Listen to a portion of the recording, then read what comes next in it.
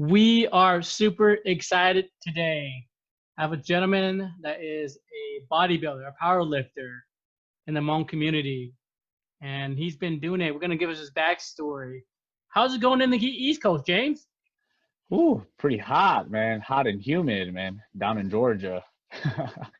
Would you consider that a Um, free sauna or maybe a quick 5 pound weight loss for the how much of sweat you're sweating off? Man, you would think so, man, but the food down south is so much more greasier, you know what I mean? It kind of cancels that out. So, Mm, mm. Oh man, I'm into fitness, but I'm like into fitting burgers in my mouth. You know what I'm yep. saying? That greasy, juicy Hey, burger. man, there's I'm definitely down with that too, man. Fitting burgers in your mouth or pizzas and stuff like that. Man, that's why I mainly stick to powerlifting or lifting heavy, so I don't have to We're, worry we're too much about gonna that.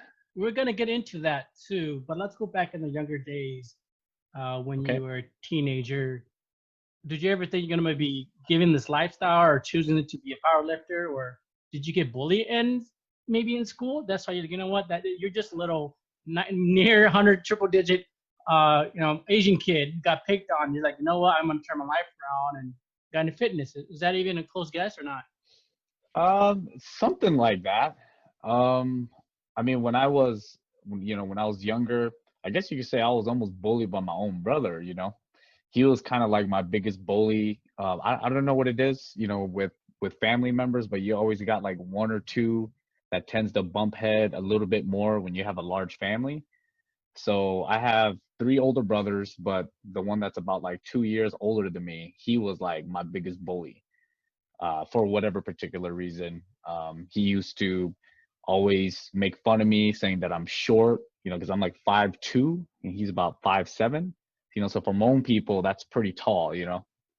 Um, but back in the day, he used to make fun of me for being small and weak. He used to always tell his friends that I'm strange, don't get to know me, keep away from me. And one of the things that he used to always tell people was just, I don't want to hang out with this guy because he's too weak. So I used to always tell myself, all right, well, if I get stronger, then maybe my brother won't hate on me so much, right? So then I started picking up weightlifting all the way from middle school, actually, even before high school. And I just kept up with it all the way up until my junior year, going into my senior year when I finally got stronger than my brother. And then it just kind of became something that I do all the time, if that In makes and sense. now in middle school or in high school, you didn't play any particular sport like football or like wrestling? I played soccer and cross country, right? Which is totally different from lifting now, Hmm. isn't it? You, Isn't that funny? I might think to you as like a wrestler because wrestling is by far in high school the most toughest conditioning.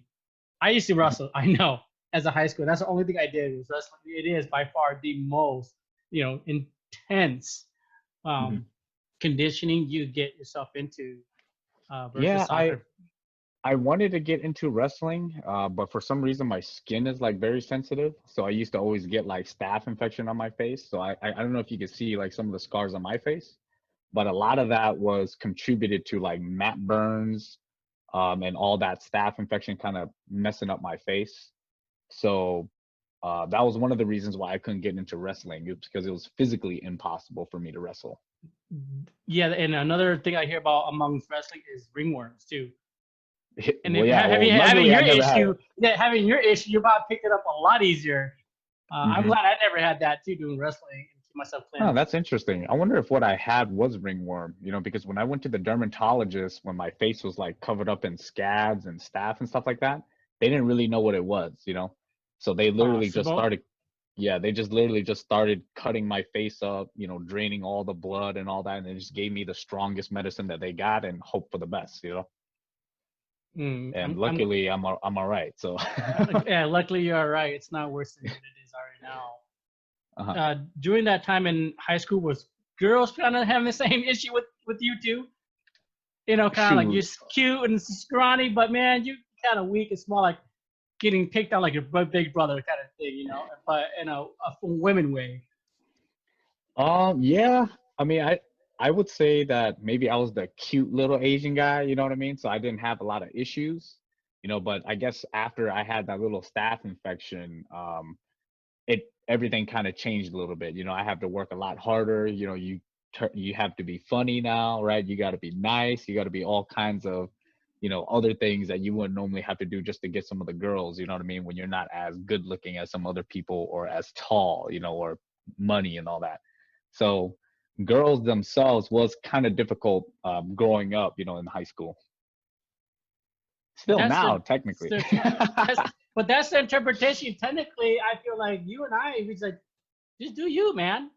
Mhm. Whether you love the power lift and be a record Hmong, the first Hmong, power lifter, power weight, to get into that and be professional at it, at a professional level, like competing. Heck, even in the Olympic, for God's crying out loud, right?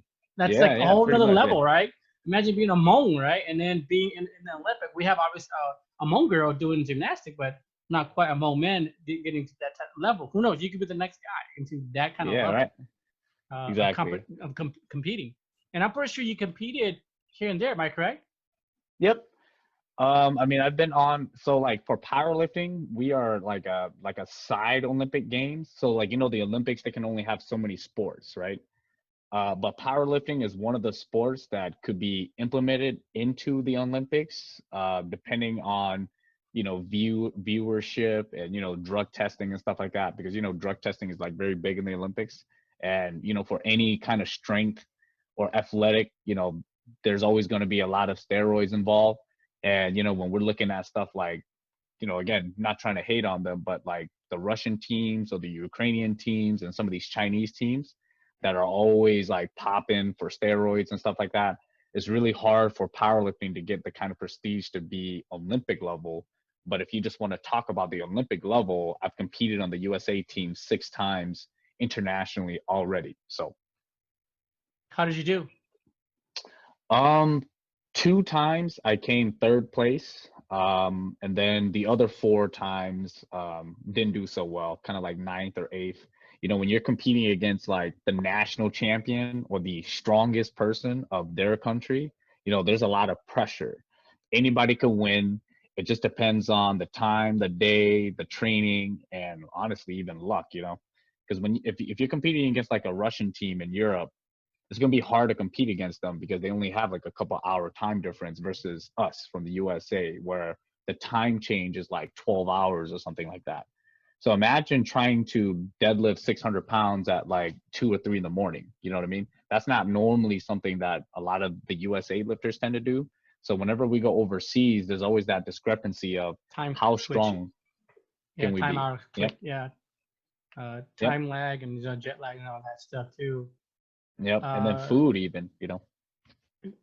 wow, competing in 6 times. I'm sure you're going to be competing in more. Yes. I mean, I plan to do it as much as I can. If God willing and I'm the strongest guy as I am now, then I'm gonna continue competing whenever I have time, whenever I have support, and whenever I have the money. So When you're that looking forward to scrawny, that. when you were that scrawny, when you were that scrawny kid, when your brother was making fun of you, how old were you? And like, give me your weight. I was like 12, about 80 something pounds, What are you all the now? way. Oh, now I'm You're 28 now. But what are you now? yep. So I'm 28 now, and I weigh about 148 pounds right now. 5'2", right? Yep, 5'2". So I gained about 50 pounds in the last 16 years. I know some of that has to do with like puberty and stuff like that, but generally 50 pounds within 16 years. I would hope so. Your voice sounds like a manly man, and it finally hit me. It's about time, James. Yeah, yeah, I know, right? I'm still waiting for that, growth spurt, but at least my voice has changed. A little more hairier around the facial, a Yeah, a little little bit maybe. hairier, but that's Yeah. about it.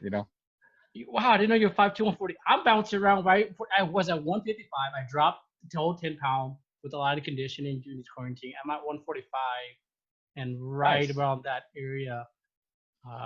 And we're just gonna talk about nutrition and weight loss on Hmm. it. Can you give us maybe someone who just want to lose weight? You know what I'm saying? They're not trying to get a competition, just trying to lose weight. to a healthy Yeah. weight too. Not talking anorexia, but just a healthy weight loss. You know. Well, generally, there's like two ways to lose weight, and it's either just to eat less or eat more clean foods with your Mm, current diet. mm, I'm with that one. So, yep. Or number two is find an activity that you love doing that can bring you back to doing it over and over again.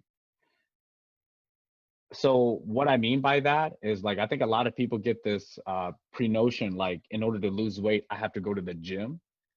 But that's not 100% true because if you hate going to the gym, then you're never going to lose weight going to the gym. You know what I mean? You're already starting off negatively.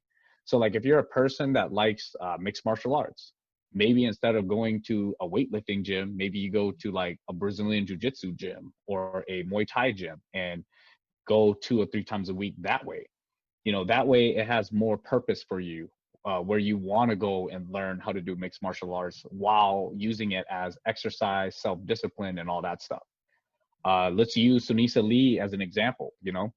Sunisa Lee is the first Hmong Olympic athlete, right? Gymnastics. That's right. If you love gymnastics, why not just go to gymnastics gym 3 times a week and train just like the way that I do, but not lifting weights?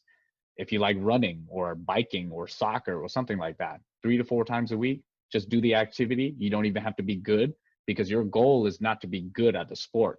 Your goal is just to lose Mm, weight and to correct. learn something from what you're doing. So if you can find that activity that you enjoy doing that can bring you back to the gym or back to the gymnasium like Sunisa Lee or back to the Muay Thai gym like my buddy Cooley in Minnesota, Mm-hmm, shout out Warman, mm-hmm. um, then I find it that that's the best way for you to lose weight. If you can't exercise, then back to square one. Eat more You vegetables with whatever you're eating now or eat less. And you that's it. bring a valid point. I love to eat food, but again, I stay away. But back to my food, like stay away from like processed food, more organic Hmm. food too. At the same time, no Yep, more junk food or cutting some carbs out. Right, so it's just more healthier. You can eat more, but just more healthier food rather than just exactly. consuming tons of junk food all So, it could be just as simple as this. Imagine you don't change your diet. So let's say you eat 3 times a day, right? You eat breakfast, whatever that is. You eat burger or something like that for lunch, and then you eat steak or whatever for dinner. Let's keep that same diet every single day. And this is the amount of food that you eat to maintain who you are right now. Add more fruits and vegetables. Then your system becomes healthier. You start pooping more. You start the activity within your muscles and stuff like that. You get nutrients faster, fiber, and all that stuff. You might even lose weight from eating more. Make sense? So the time. Makes sometimes it's sense. not always about just cutting things out. Sometimes it's about adding more of the things that you don't have. And if you're eating more fruits and vegetables, you're probably going to eat maybe 20% less of that burger. You're probably not going to be drinking as much soda with your salad or with your whatever, you know what I mean, as you're munching it in. So sometimes adding more automatically makes you eat less of the other stuff. And it doesn't even mean like you have to stop eating the other stuff. It's one step at a time. If you're doing the bare minimum to lose weight by eating those same meals, change one thing, add more vegetables or cut the soda or something super small. Do that every day, kind of like the way that we were talking about exercise earlier. After a period of a month to 3 months to a year, you lose 10, 15 pounds, and I guarantee you feel way better about yourself just from doing these little I things. I could totally testify to that. Totally testify to that. Hmm. I cut out eating rice, um, Hmm. and that was the only thing that changed really in my diet. But one activity I did pick up is more jogging and definitely biking. I bought a bike. I sold my real bike and got a pedaling Hmm. bike now. So those are two things I did where my diet change was no more rice, so no carb on that. But everything was still the same with the morning, the breakfast and stuff like that too, and everything more organic and food and meat and a lot less processed food.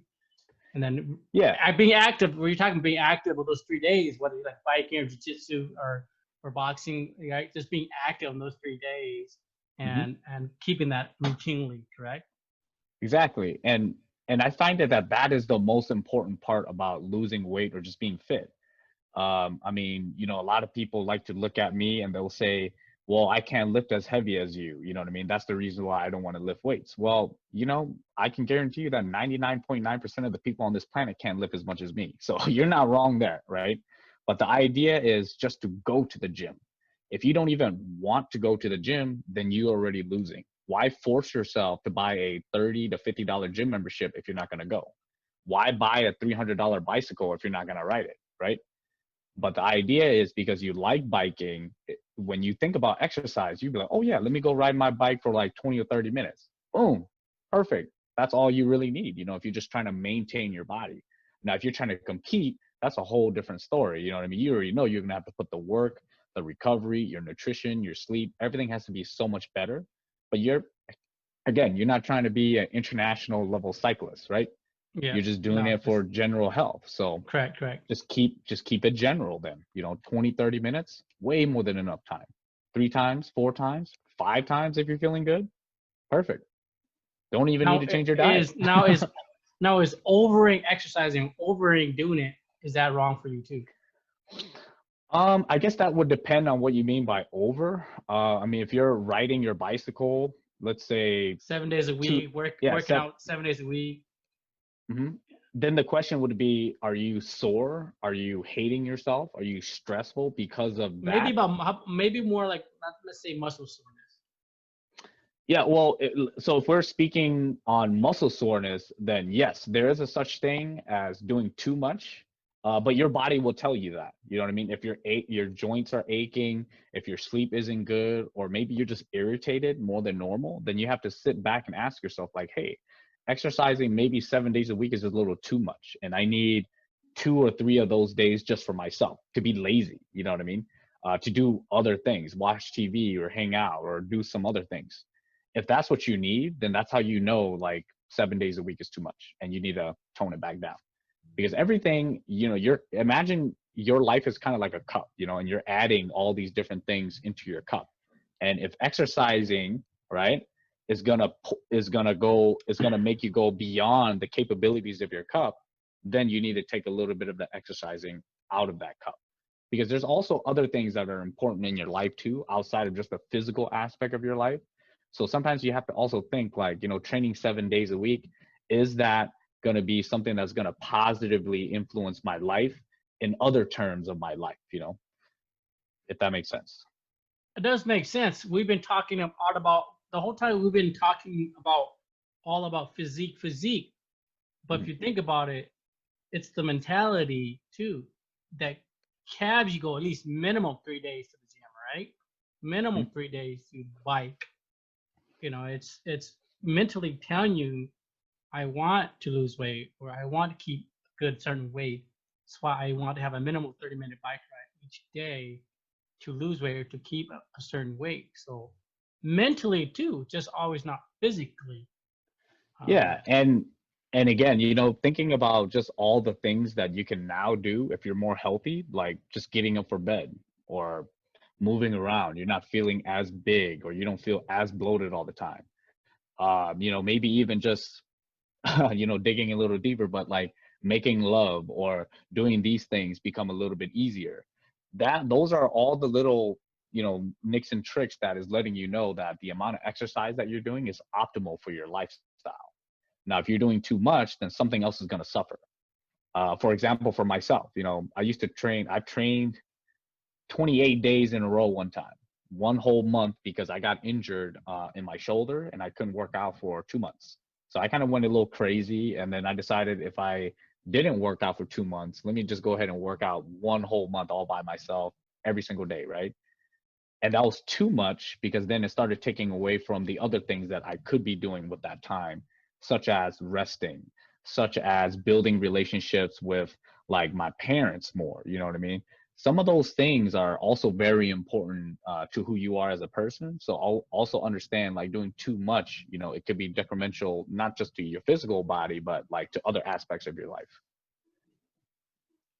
Good point there from my personal experience too. I during my wrestling years, I came on a broken collarbone or a fractured Mhm. collarbone, and after 10 years of working out, I started to lift heavier and heavier. And one day when I was just on a simple bench, I hit up bench, and all of a sudden I heard that feeling, the same Mhm. collarbone I popped. So just where you're at, but the only thing I did was I still trained, but what I did was I just started doing anything that requires me to do any sort of like upper body strength. So then I'm Mhm. more working to like abs or doing a lot of more conditioning, just like running and biking, which still keep me fit, but I just not working my upper body because I was still in pain. I can't, afford to break my collarbone again at that point. Um, but I'm pretty sure you learned a very good, valuable lesson of just, not working out for a whole 2 months and then coming back really hard for a month, which may even cause, other problems too in your upper body. Yeah, for sure. But like you were saying, you know what I mean? With every action that you do always comes with repercussions, and through that is how we learn, So as a athlete, who's at the top of my game right now, who's, getting involved in the community and helping out a lot of these young Asian minorities and other people how to lift weights and stuff like that, I can tell people like, hey, this is what I did when I trained every single day for a whole month, and it ended up doing this to me. And I could be like, if this is something that you're okay with, then you could continue doing that. But I wouldn't recommend that because this and this and this are gonna take a toll. Now, again, you could take my advice, or you could learn it the same way I learned it, What was a by turning point? experimenting. What was a turning point in your life when you actually did get that first membership and fully fledged to be a bodybuilder? And I understand that we did talk to you about your brother, older brother, too, but what really was that turning point? Well, um, I guess luckily all of my brothers kind of lifted weights too. So technically, I never really grew up in the age where getting a gym membership is something that you want to do. Because when I was growing up, most people didn't care too much about going to the gym, and my family was not really big on going to the gym neither. So pretty much, what my dad did for us was he just bought us a bench set. So I was very big into the home gym stuff, So like I enjoy creating my own exercises and trying to be creative with it, just because again, you don't have the money to buy all of these crazy equipment.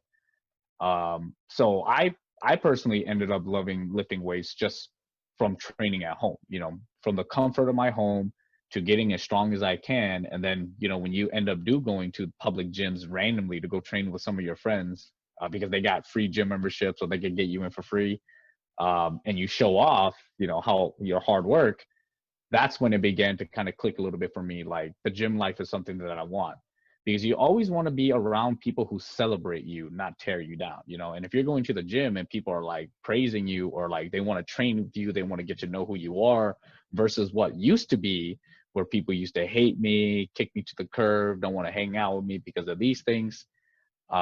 That's when I began to just truly love just lifting weights, And again, you could do all of that at home, with just a bench set, pair of dumbbells, some barbells, and you're golden. Rice But it has to be bags, consistent. Yeah, rice bags. I mean, there's engine plenty of times. blocks. Yeah, I mean, there's been plenty of times where I did do stuff like that, where you don't have weights. So I'll just take like my duffel bag, and then I'll fill it up with books or something like that, and I just start squatting with it, or Okay, carry it and run it's around with to it. this during this pandemic, best for measure, best for need, and that rice bag or your nephew is a good workout behind your back, Right? right? Your And trust nephew, me, he's they enjoying the they ride love too, that and too, you're just like squatting up and down, like I don't know how many times. He's enjoying it too, right? right? Yeah, man. And like 5 gallon water, if anybody likes refilling water at Walmart or, whatever store that you go to, I love using 5 gallons as like, deadlifts or farmer's walk and stuff like that. Cause they're like about 40 something pounds, you know what I mean? A 5 gallon. So things like that could just be utilized as weight, because your body doesn't know the difference between like 600 pounds on a barbell or 600 pounds of rice bag. It just knows that it's 600 pounds, and your body has to lift it up the best way that it can. So utilize anything, Don't be limited by what you think you can use. What's stopping some people from not getting that goal? Like even starting it, I trying to get the mindset of like, they know they're overweight, but they're just not hitting to the point. I mean, do they really have to hit rock bottom? Like, or do they need to get nagged by their older brother like you? No pun intended, but they got to really gives you that grudge, right? To really lose that weight because they always talk about it, but they're not taking action. That one's very difficult, and I like to look at it like everybody's got their own journey, because the whole lifting weights and being healthy is literally a journey of self-love. But most people don't look at it like that. For example, like if you let yourself loose and you just eat terrible, you drink alcohol all the time, you go party all the time, you're always broke, you ain't got no money, but you're having all the fun in the world because you don't want to do anything hard working, right? But you come home and you feel terrible about yourself. Sometimes you pull cramps and stuff like that, or you have heart attacks, or you're diagnosed with diabetes and stuff like that, until people start taking it serious. And I truly find it that in order for people to want to reach their goal, there has to be a reason bigger than themselves. And whatever that reason may be, it might take them 10 years, it might take them 40 years. But when they find it, that is when they're going to be excited for their goals. And who knows, everybody's built a little different. So I guess the best way to figure that out is to get to know them so well to the point where you can use some of the things that they like against them. For example, like my brother, the brother that I'm talking about right now. Yeah, yeah. He's only 2 years older than me. And last year, he hasn't been exercising for like 4 or 5 years. And knowing how Hmong people are, we're highly susceptible to liver cancer, lung cancer, due to all the drinking and smoking. We're highly susceptible to diabetes, heart attacks, and strokes, right? These are all the negative things that our parents and our grandparents passed down to us. And if we don't take care of ourselves, what do you think is going to happen? My brother at the age of 28 was in the hospital with 2 kids due to the fact that he had a heart attack, right? 28, think Wow. about that. He's 28 and he's not overweight. He's not obese or anything. He's like 5'7", 5'8", 200 pounds. That's not too bad. You know what I mean? And you think about it from that perspective, just 4 to 5 years of not exercising and letting him go caused him to almost die. And the last time he's ever going to see his 2 kids. So then the question that I asked my brother was, you remember all of those times you used to make fun of me for being weak and all those times that you stopped working out and you just kept doing all these things? Well, I want you to think back to why you lift weights now. When you were younger, maybe talking to girls or, making your car look really, really nice was something that's important to you. But now you got 2 kids and you almost died because you didn't take care of yourself. So then the question goes back to, do you love yourself enough to want to change your life? And that's always the question that I ask people who are struggling to reach their goals or struggling to go exercise or to change the way they eat. It just goes back to, well, that just means you don't love yourself enough to want to change. Continue doing what you're doing, and by the time you realize it, it could either be too late, or you can just sit back and say, I should have done this, I should have did this, or I should have did that with exercise. And sometimes some people learn the hard way. But that's why I'm here. The goal of what I'm trying to do with my life is to show people that the sooner you find your purpose of why you need to love yourself, for your kids or your grandparents or for whoever, your significant other, that is what I want to do. Because I don't need our generation to be dying before 40 years old. There's no reason why my brother at the age of 28, my dad at the age of like 48, and my grandma at the age of 68 all be in the hospital all at the same time, and my grandma is the healthiest one. You know what I mean? That doesn't make sense. I hope you and your brother has reconciled and he's found some peace. Say it again. I said, I hope you and your brother has reconciled and found some peace between you two. Oh, yeah, yeah, yeah. No, no, no. Trust me. Like me and my brother, we're perfectly fine. You know what I mean? That is just like the origin story of kind of like some of the things that got us started. But as we grow older, you know what I mean. A lot of the problems that we have, we don't really have those problems anymore. A lot of the things that we do have now is just more of the things that we've learned from our lifestyle that we've changed. So obviously, I kept going with the lifting weights, and I keep up with all the things health and fitness related when it comes to just anybody, Hmong people specifically, because Hmong people are dying every day from the same stuff. You go to your friend's uncle's funeral. What did he die from? A heart attack. What did your grandma die from? A stroke.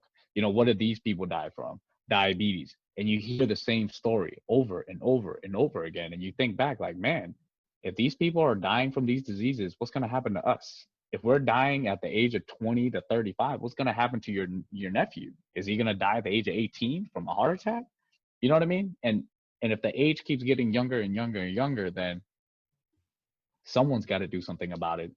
And if everybody's keeping up with me because I'm the strongest Hmong guy, strongest USA athlete in the world, for my weight class in terms of powerlifting, then I hope that some of the words that I say can reach your ears, reach your families, and really, benefit from that, if that makes sense. Thanks for expressing that. Mhm. And for those who are listening, if they just want to keep, just in fit shape for themselves or a personal goal, right? They want to hit a certain weight number. You have some great advice for that. Mhm. Let's brag a little bit, man. You're again 5'2", Okay. 148. I'm 5'6". I weigh about the same as you, 146 too. Mhm. And what are you benching? Just regular, straight up bench? just straight up without my equipment or anything. The Yeah. most I've done recently was 330. Whew. So I did it in a competition sense. So I Yep. brought the bar down to my chest. I paused it for about a second or two, and then I pressed it. So it's never just a touch and go. If Right. we're talking touch and go, it could be like 350 or more. So Man, that takes a lot of years of training to get from, that starting from 100 pound, then 200 pound, and then 300 pound, and who knows, probably gonna get to 400 pounds. yeah, man, I don't know if I'm ever gonna get to 400 pounds, but How many 80 45 more is years. that? How many 45 is that? It's 2, 4, 6. 5, 6. Yeah, it's Yeah, 6. six, Six on each side. and like 6 and a couple of little plates on the side. Man, I'm working on I'm getting close to about 2 on each side. This is kind of like how I like to picture it for people. I've been lifting since I was 12, and it got more serious when I turned 16. Yeah. But from 12 years to about 28, that's 16 years of training. Yeah. Now, the first max out that I've ever did was 95 pounds. So 95 pounds to 330 pounds now.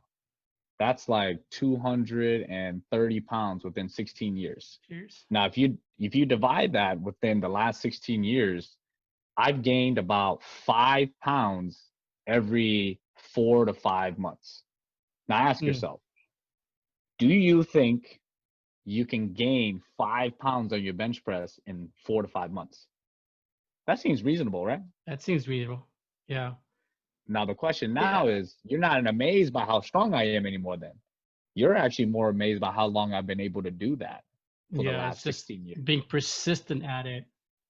I'm just very, again, hesitant with my broken collarbone to keep lifting heavier, because I do want to, obviously, to grow muscle, you got to lift heavier, right? But just in my case, man, that after having that come back after 10 years, like, I'm a little bit hesitant. I'm getting older at age, right?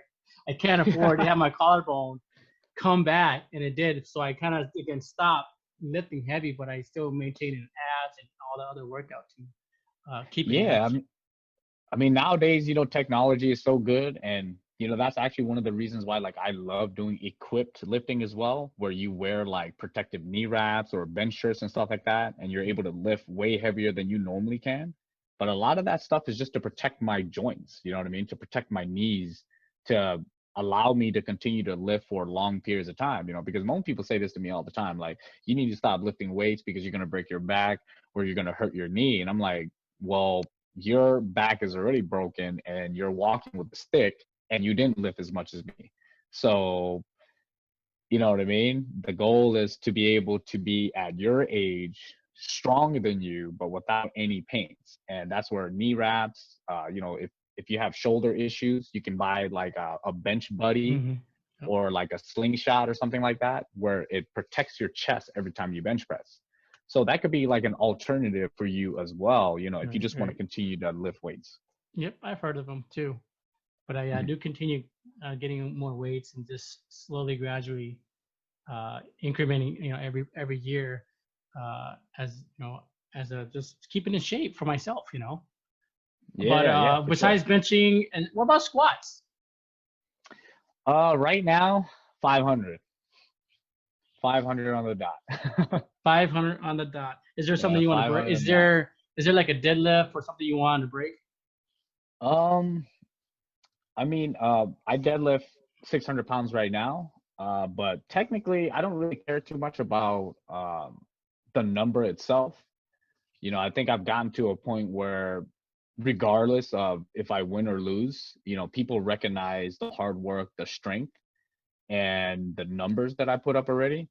But I think in terms of what I'm trying to do with lifting, it kind of goes beyond the numbers.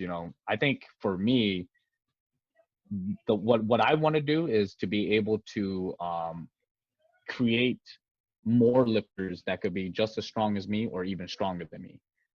And I think that's harder to do than me squatting 525 or 550. So if I could get you to squat 550, that shows how smart I truly am and how much I know, if that makes sense. So my numbers don't really matter anymore. I'm already established. I want other people to get higher numbers, and that's what I'm trying to achieve with my lifting. That's impressive, man. I Mhm. could see you just getting every year just adding more weights on that weight set. That's very Mhm. impressive. Now, with all of this, bodybuilding and having your following, is there a point in your life where you just like, I really want to go and compete even bigger than what you are now? Because Well, you're just never you're just restless, man. James, just so restless. I'm yeah, pretty sure you just came from the gym. We're about to go to the gym, obviously. You know. yeah. Actually, that's very true. I got a gym set at my house, so we're probably gonna train in a little bit. I mean, it's hard to say because I think for powerlifting, I kind of already reached some of the pinnacles, in every category in terms of powerlifting, with the suits, without the suits, I'm already top 10, top 5 in every category. So for myself, I find it that lifting itself it doesn't bring much excitement because this is just something that I do all the time now. It's like breathing. You don't ever brag about you eating your last couple of meals. You know what I mean? You might talk about how cool it is, the food that you eat, but you're not just like, yo, dude, this is what I ate last night. You know what I mean? You don't normally do that. But I try to do that in other avenues. That's why I love to break dance and I like to do a lot of community work, because those things I could reach new heights in. But in terms of powerlifting, at least at the moment, I haven't really found anything that I would want to achieve outside of what I've already accomplished. Obviously, I would love to win a world championship one of these days, but I would let my training dictate that. It's not really like a want where I'm dying to get first place in the world. I already know that I'm gonna get that, because it's just who I am and how hard I train. So there's no aspirations to actually just achieve that right away. I could get that in the next 10 years automatically at one point. So I don't even care too much about that.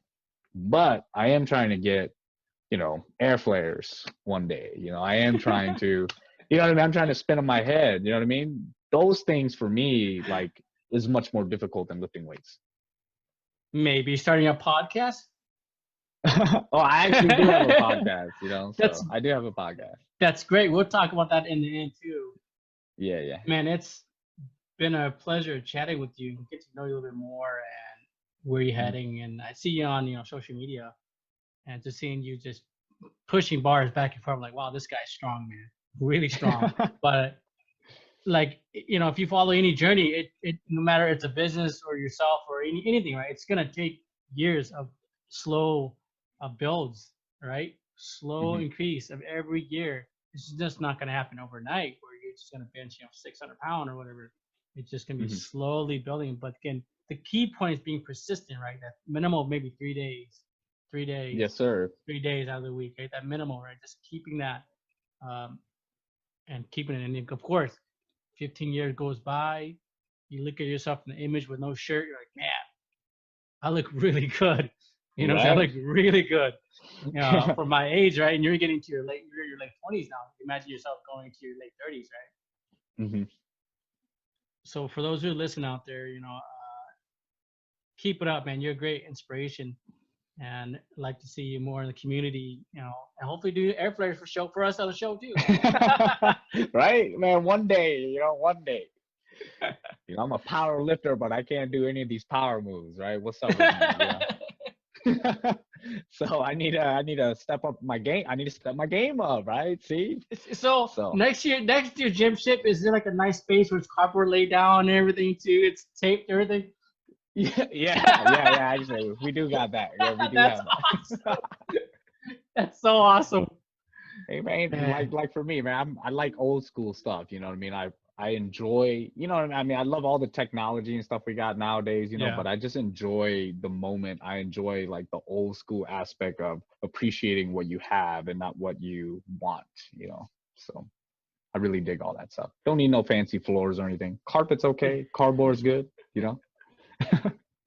These last three things I'm gonna say is, what does it mean to be a Hmong man? What does it mean to be a Hmong man? I feel like this is a really difficult question to answer, but I think that for myself, what I want in terms of being a good Hmong man is just be a good representation of who we are. I know like within the Hmong culture, there's a lot of things that we do that a lot of these young guys and maybe even some of us don't really like. But for me, I want to represent the most beautiful aspects of our culture to the world. Hard work, being articulate with your ideas, not being overly, how would you say it, cocky or anything like that. Because for being a Hmong person and being involved in so many different things within the Hmong community, you see a lot of negativity in terms of other athletes or other people, and I just want to represent the opposite of that. I want to be the strongest guy that but also be willing to teach you. I want to be the guy that knows how to train you, but at the same time is trying to save your grandparents from having a heart attack or something like that.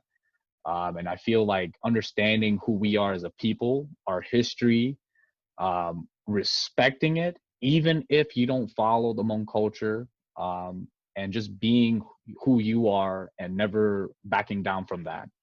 I find that's what it means to be a Hmong man for me. And I hope that when you see me and you talk to me and you see me live, that those are all the things that I exemplify as a Hmong man. You're in your late 20s now, James. Mhm. Can you give yourself, the younger teen, an advice? The biggest advice I would give myself is don't go to college just yet.